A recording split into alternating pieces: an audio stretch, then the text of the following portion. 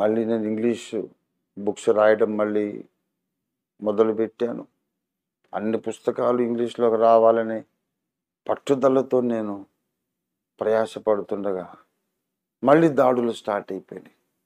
నాకు mind concentration కుదరకుండా ఆ టైంకు ఏదో ఒక ఆటంకం వచ్చేటట్టు ముమ్మరంగా పోరాడుతున్నాడు దుష్టుడు.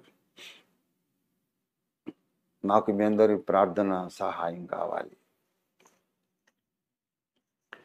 మళ్ళీ నా మనసు అంతా వేదనామయమయ్యేటట్టు, కాన్సన్ట్రేషన్ కుదరకుండా, రాద్దామనుకుంటే రాయడానికి అవకాశం లేకుండా, మళ్ళీ ఆర్థిక ఒత్తిడులు నా మీదకి తీసుకొచ్చి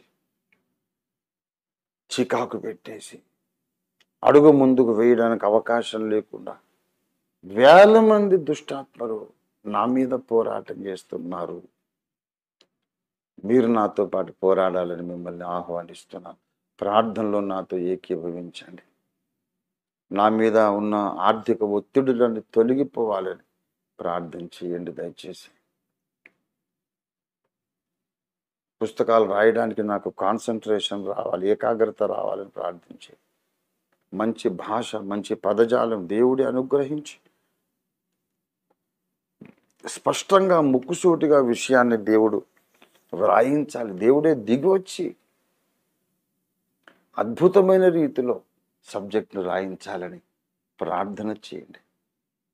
ప్రింటింగ్ కొరకైతే మన కోట్ల రూపాయలు కావాలి.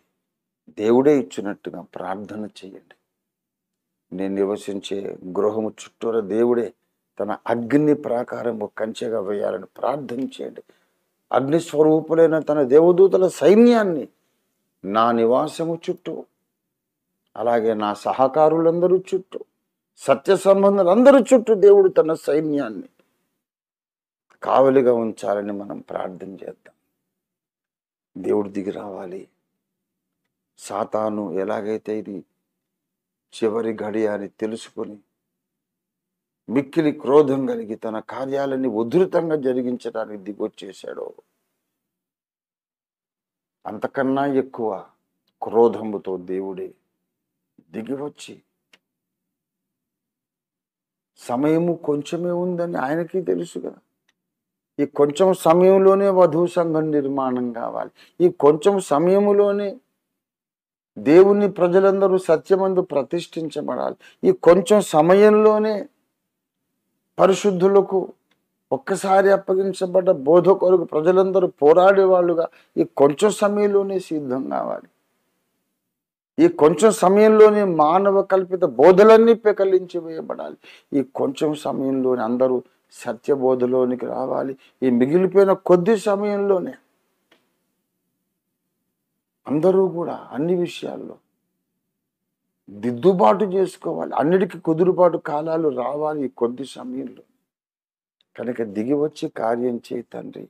ఇది మా కోరిక, ఇది మా ఆలోచన. ఇది సఫలమవుతుందని చెప్పావు కదా 20వ కీర్తన 4వ వచనంలో. సఫలం చేయి తండ్రి అని ప్రార్థన చేసుకుంటూ మనం ముందుకు సాగుదాం. రండి ప్రియులారా, సందేశం పరిసమాప్తం.